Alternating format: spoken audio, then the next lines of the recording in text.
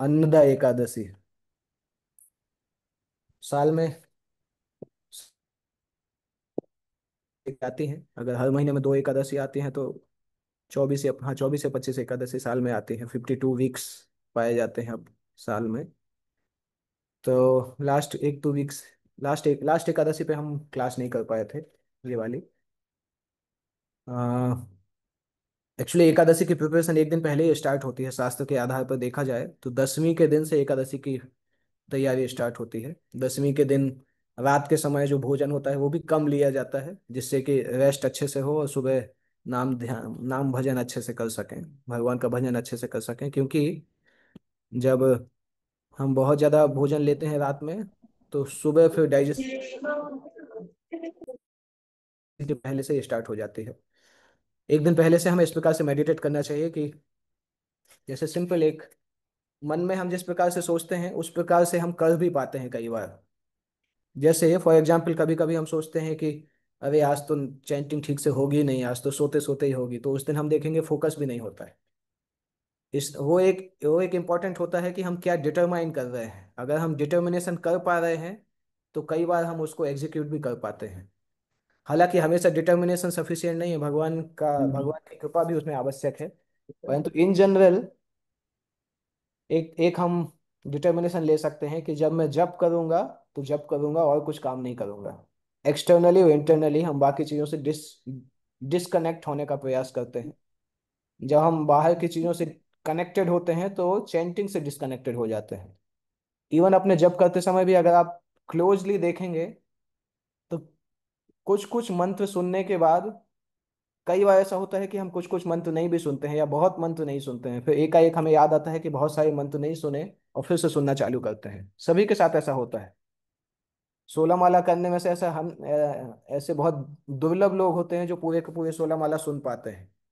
ज्यादातर लोग 16 माला सुन नहीं पाते हैं। कम हो सकता है एक आध माला भी सुन पाए, और शुद्ध तरीके से सुनना और भी कठिन है। तो इस प्रकार का डिटर्मिनेशन करना अच्छा है कि जब हम जप करते हैं तो हम जप करेंगे और कुछ नहीं करेंगे। उसका मतलब है कि जब हम जप करते हैं तो पूरा संसार होल्ड पे हो जाना चाहिए। Whole world should be put on hold.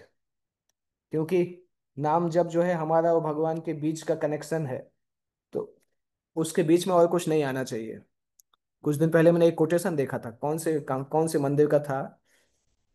मुझे एक्चुअली राधा पातू ने भेजा था, पानीहाटी। हो सकता है उन्होंने कहीं से क्लिक किया हो। उसमें ऐसा लिखा था कि नाम जप करते समय तभी फोन उठा सकते हैं जब गोलोक वृंदावन से कोई फोन आ जाए, अदरवाइज फोन की जरूरत नहीं है।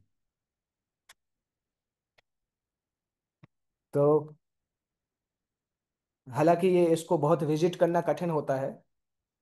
नॉर्मली मॉर्निंग में जो जब करते हैं उसमें पॉसिबल होता है। जैसे मैंने खुद इसको इम्प्लाई करना चालू किया है। ज़्यादातर केस में, मैक्सिमम 95% केसेस में मैं मॉर्निंग टाइम में जब करता हूँ तो मोबाइल स्विच ऑफ रहता है। क्योंकि सुबह 5:30 से 7, 7:30 के बीच में कोई बहुत अर्जेंट काम नहीं आता कभी भी। पूरी दुनिया अभी शांत रहती है, मैसेजेस भी ज़्यादा नहीं आते हैं। तो अ, उस टाइम पे मैं फ़ोन को स्विच ऑफ कर देता हूँ। 2 घंटे के लिए फ़ोन नॉर्मली मेरा बंद रहता है, 5:30 से 7:30 के लिए के बीच में। जिससे कि अगर मैसेजेस नहीं आएंगे तो डिस्ट्रैक्शन भी नहीं होगा।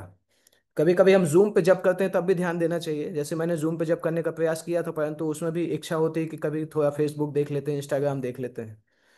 जूम पे जब करना अच्छा है, परंतु हमें कंसंट्रेशन तब भी होना चाहिए, क्योंकि जैसे ही मोबाइल साथ में रहता है उसका डाटा चालू होता है तो देखने की इच्छा आने लगती है। इसलिए चूंकि मैं साथ में जूम पे जब नहीं करता हूँ, कोई ऐसा जपा जपा क्लास जूम पे नहीं करता हूँ, इसलिए मैं मोबाइल स्विच ऑफ ही रखता हूँ। जब दर्शन आरती करने के बाद जब मैं ऊपर रूम में जाता हूँ तब मोबाइल चालू करता हूँ, तो उससे बच जाते हैं। कभी कभी ऐसा बोला भी जाता है कि 11th ऑफेंस होता है कि जब हम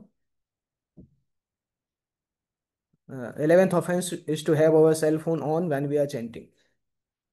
ये 11वां अपराध बोला जाता है। कई कई लोग इस प्रकार से बोलते हैं। सिंपल चीज है कि जब हम जब करते हैं तो उसके साथ कुछ और नहीं करना चाहिए। जब करते समय ना तो हमें कंप्यूटर चालू करके उसको क्लिक करना चाहिए, ना बुक पढ़नी चाहिए। कई बार एक हाथ में जब करते हैं दूसरे हाथ में प्रभुपाद पुस्तक रहती है, उसमें दोनों ही अच्छे से नहीं कर पाते हैं। तो हाँ, एक और चीज है, वो बहुत कॉमन है, बहुत सारे भक्त करते हैं। लेक्चर में बैठे रहते हैं, वो एक हाथ में जपमाला लिए रहते हैं। बहुत खराब चीज है। प्रभुपाद अगर देखते तो प्रभुपाद तुरंत डांट देते थे कि लेक्चर सुनते सुनते जप करने की जरूरत नहीं है। अगर कोई को माला करना इतना ही अच्छा लग रहा है कि उसको जब टाइम पे ही माला करना है, तो उसको लेक्चर छोड़ के चले जाना चाहिए। या तो माला करो या लेक्चर करो। दोनों चीजें एक साथ नहीं करना चाहिए। टाइम बचाने के लिए हम करते हैं कि अरे लेक्चर भी सुन लेंगे, माला भी हो जाएगी, परंतु दोनों में से कुछ भी नहीं हो पाता है। कुछ भी ठीक से नहीं हो पाता, इसलिए लेक्चर सुनते सुनते जप नहीं करना चाहिए। कई भक्तों को मैंने देखा कि लेक्चर चलता रहता है, हाथ में माला चलती रहती है। कई कई भक्तों को डांटा भी है हमने। और तो कई भक्त ऐसे भी रहते हैं जो कार चलाते समय भी जप करते हैं। जब कार चलाते हैं तो माला साथ में रखते हैं, कार चलाते हैं, बाइक चलाते समय जप करते हैं। ये सब जब ऑफेंसिव जब कहलाते हैं।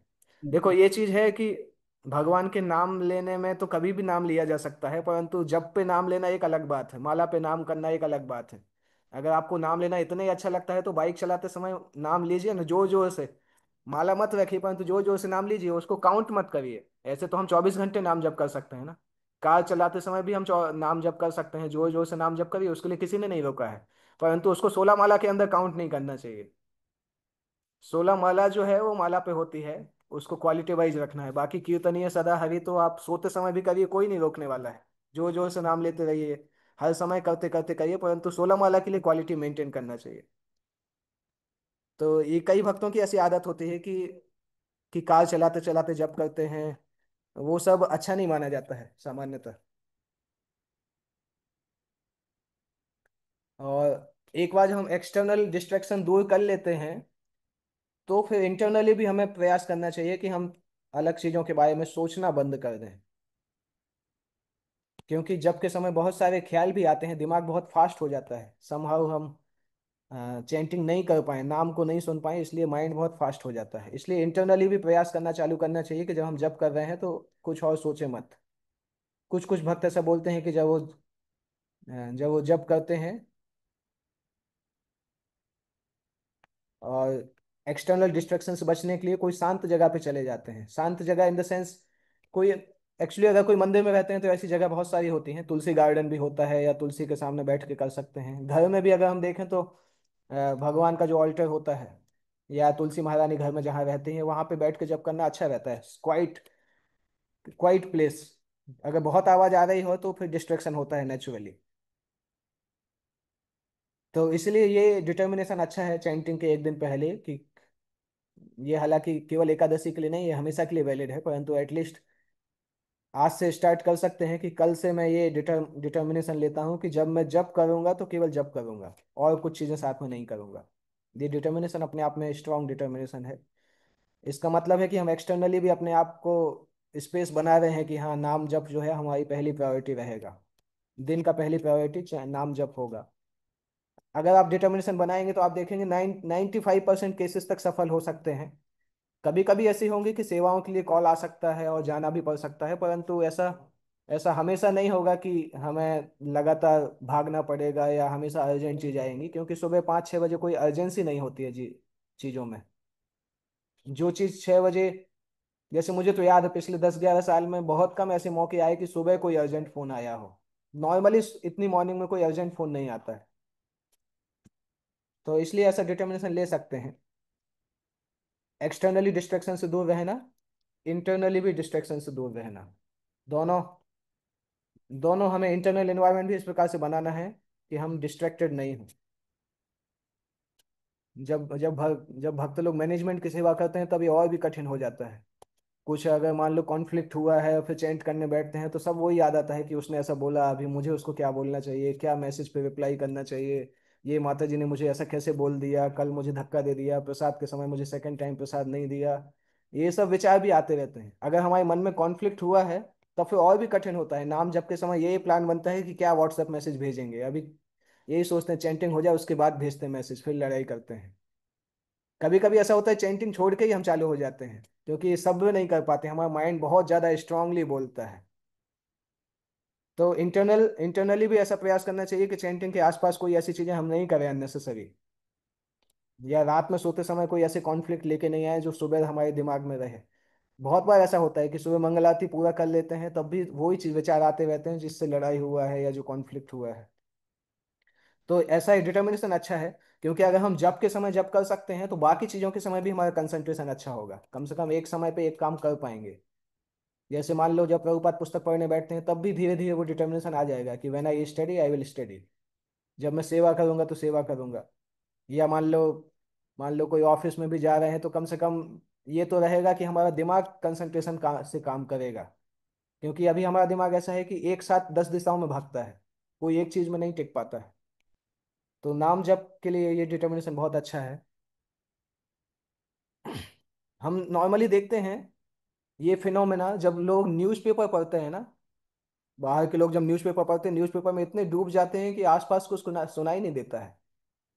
परंतु उतना हम प्रभुपाद की पुस्तक में नहीं डूब पाते हैं, ना तो हम चैंटिंग में डूब पाते हैं। अगर प्रयास करेंगे कि हम जब चैंट करेंगे तो चैंट करेंगे अपनी तरफ से प्रयास करेंगे कि चैंटिंग अच्छे से कर सकें, तो आप देखेंगे कि भगवान फिर मदद करना चालू करते हैं। क्योंकि ये सत्य है कि हम कितना भी प्रयास करें, अगर भगवान कृपा नहीं करेंगे तो हम नहीं कर पाएंगे। तो ये हम अपना प्रयास करते हैं ये दिखाने के लिए भगवान को कि भगवान मैं एटलीस्ट अपनी तरफ से प्रयास कर रहा हूँ। अभी आगे आपके हाथ में है कि किस प्रकार से करना है। अगर अपनी तरफ से ही प्रयास नहीं करेंगे और सोचेंगे भगवान की कृपा से ही सब होगा, तो भगवान कृपा देने के पहले ये सोचते हैं कि व्यक्ति कुछ कर रहा है कि नहीं।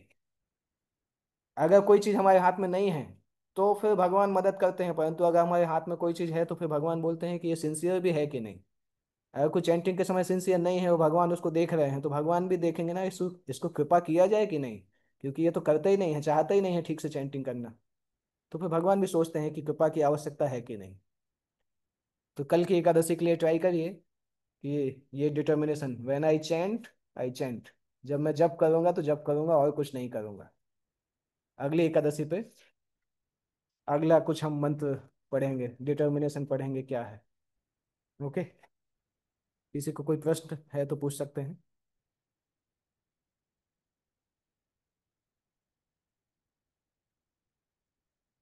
ओके, अगर कोई प्रश्न नहीं है so we can end here. Annada Ekadashi महोत्सव की जय। जगत गुरु शिल प्रभुपाद की जय।